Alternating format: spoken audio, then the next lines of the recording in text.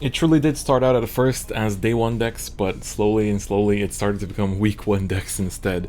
Welcome folks, apologies for the delay, but we're going to finally take a look at these sort of early deck builds for some of these new decks that were introduced in set 11 for Vanguard 0 JP, and so this will give you a bit of a kind of a look at how to build some of the new decks.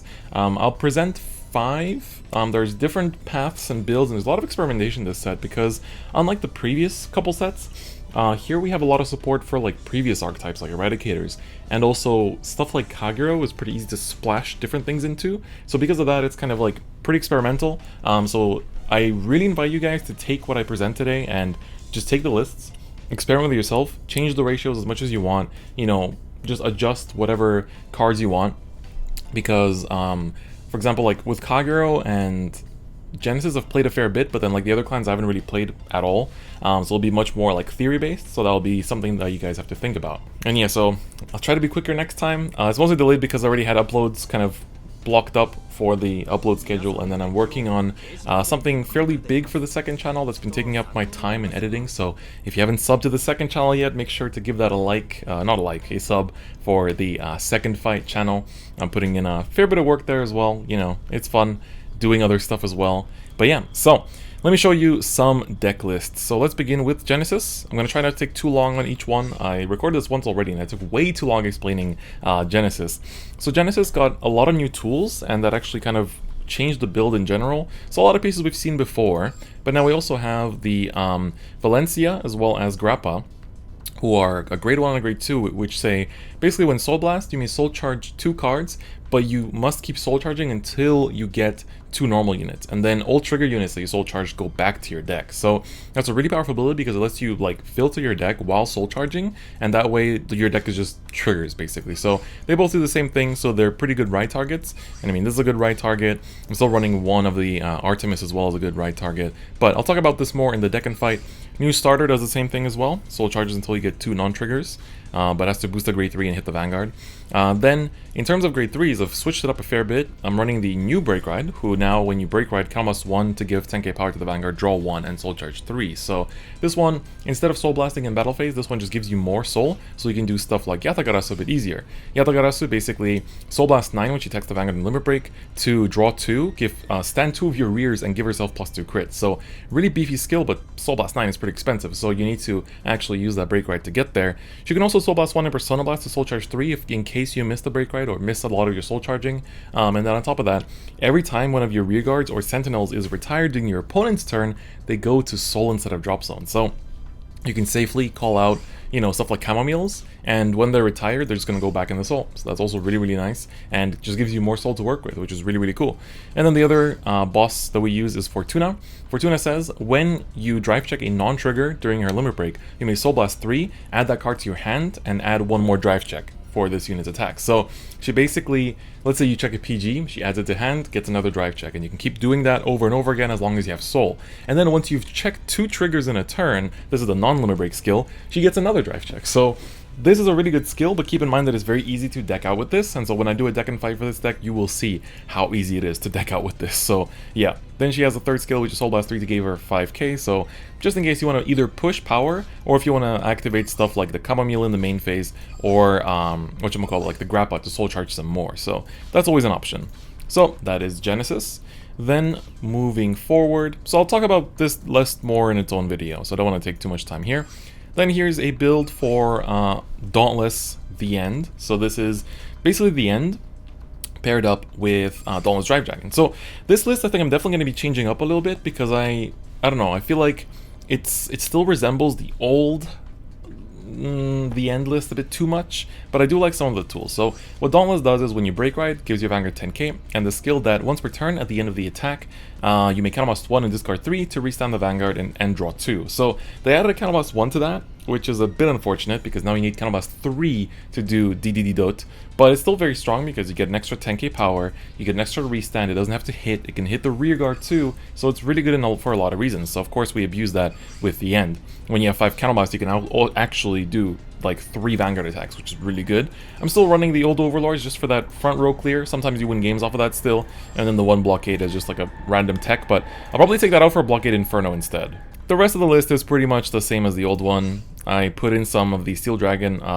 If your opponent has a grade 2, drop 1, draw 1 cards just for extra filtering, and that way you don't have to like rest cards all the time. So this list will definitely be messed around with more, but for the moment that's what I was running with. Then here's another Kagero list. This one is Steel Dragons. So as you can see, I'm missing a fair bit of stuff still, and this is definitely probably going to be changed up. I think I'm going to run 4 Dauntless in this too, and we're going to just put down the amount of normal blockades down. And then as you can see, I'm missing 1 Weather Cloth. This is the Steel Dragon break ride. So when you break ride over this one, you retire 2 of your opponent's rear guards, and they have to look at the top 4 cards of their deck and find up to 2 grade 2s from among them and call them to the same rear guard circle. So, but if they don't find the grade 2s there, they don't call anything, so you effectively retire 2. But of course, you don't mind calling all those grade 2s because Blockade Inferno says, Limerick 4, if you have 2 or more Steel Dragons in the soul, you make almost 2 and you gain plus 10k power, and you retire all of your opponent's grade 2s. So that's really strong. And if you retire 3 or more grade 2s, you also draw 1. And he's a cross ride with Blockade. So that's really good. You can actually pair that up with Dauntless to, like, you know, basically swing face twice with this, and swing face with all your rears because you popped all your grade 2s, so it's really good. Steel Dragons have a 12k attacker, a 10k attacker, and then they also have this, which is the Corduroy. When he's placed, if you have a Steel Dragon Vanguard, you may count +1 and retire 1 of your opponent's rear guards. And then they look at the top 4 cards of their deck, find a grade 2 and randomly call it to that same rear guard circle, and then if they didn't find, oh, and of course, on-call abilities do not activate. So, you know, like Blaster Blade or something won't randomly activate. So that's also pretty nice.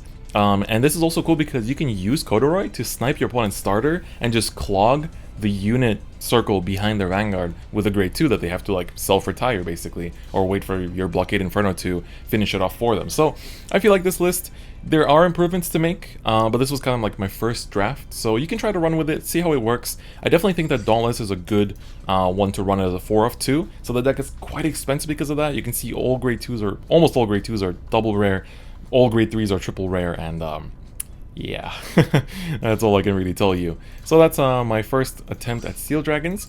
Here's my first attempt at Sweep Command. So Sweep Command is, I would say, quite different from regular Eradicators, and so I'm not really sure how I should be going, you know, approaching it. So what I'm doing is, this is very much the regular Steel Dragon, sorry, not Steel Dragon, Eradicator package in grade 1s, but in grade 2s, I'm running some of these Suseis. Susei says, wow, Susei says, that sounds kind of fun, but when his attack hits a Vanguard, so during the battle phase on Vanguard or rearguard circle, you make +2 and retire opponent's rearguard. So why are we doing battle phase retire instead of main phase retire? Well, that's because we have Sweep Command Dragon, but it's not actually Sweep Command Dragon that cares about that, it's the starter, which is the first Thunder Draco Kid. He says, when an opponent's rearguard is retired by your unit's ability, if your Vanguard is grade 3 or higher and is an Eradicator, you can put him into your soul, and then you look at the top 10 cards of your deck and find a Sweep Command Dragon from among them, ride it, and for that turn it gets +5k. And if you rode it during the battle phase, you draw 2 cards. So obviously you want to be aiming to ride it in the battle phase, and so therefore we're using cards like the Susei as well as the Sparkhorn Dragon to get some battle phase retires going, and then try to ride that Sweep Command Dragon. So his skill is Vanguard Circle, when his attack hits a Vanguard, count +1, and your opponent randomly retires a rearguard of their own, prioritizing the back row. Also his art is really dope. But then, of course, Sweep Command, what does it do? It says, Limerick 4, when a rearguard, your opponent's rearguard is retired by your unit's ability, you may count +2, soul +2, draw 1, and retire another one of your opponent's rearguards, and get +5k power. So, gets you a draw, gets you a retire, it's pretty good. But on top of that, on Vanguard Circle, when placed, you can put an Eradicator rearguard into your soul, so maybe something you already boosted or attacked with, and then you get to retire an opponent's rearguard.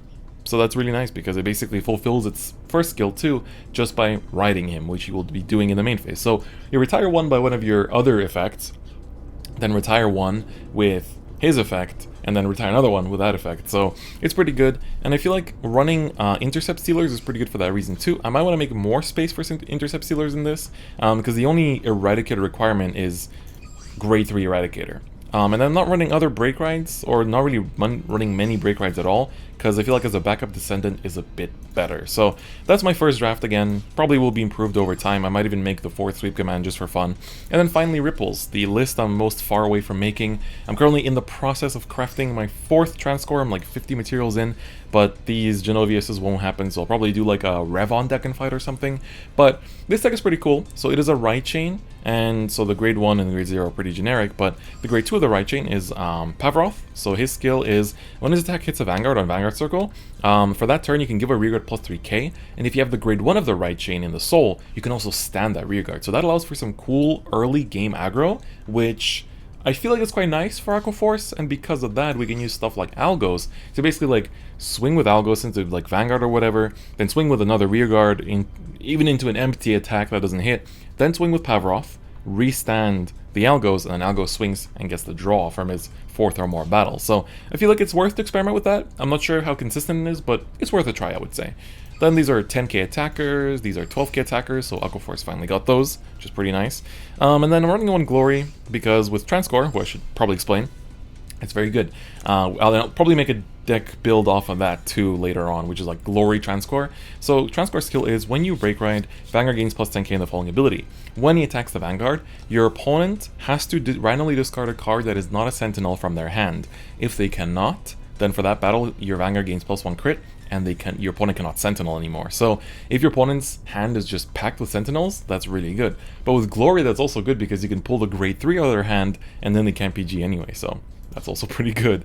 And then we have Genovius. His skill is, when he attacks the Vanguard, he gains plus 5k in the following ability. At the end of the battle, +2, Persona Blast, and stand all rearguards. So that's another instance where Algos can actually come in handy and get that extra draw going for him, so that's pretty cool.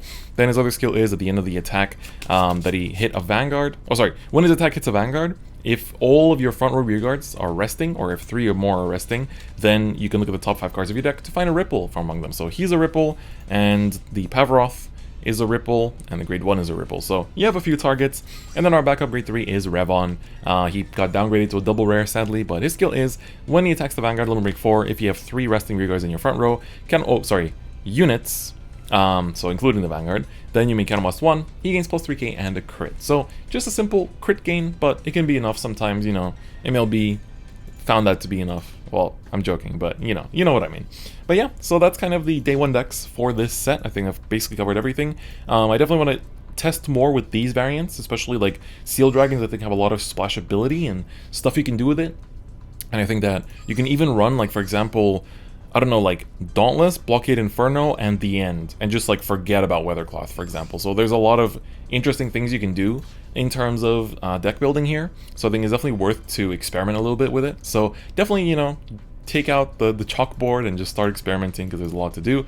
But I think the first deck that I will cover is probably going to be Genesis. It's the one I've been mostly playing. It's actually been very fun. It feels very gacha-like, because you're just kind of gambling to not deck out. But yeah, you can watch more of that on my stream if you want to get some early access information on this deck. But yeah, I guess that basically covers it for these day 1 deck lists, and I hope that this was helpful to you guys, for those of you that are experimenting with new decks on 0JP, and I guess in Global too, in case I haven't done deck and fights for some of these decks, like Seal Dragons I might not be able to, but we'll see. I'll try my best, maybe even with like not full decks, I'll still kind of talk about it. But yeah, on that note though, that's gonna be it for me today, and I'll see you guys next time. Bye bye.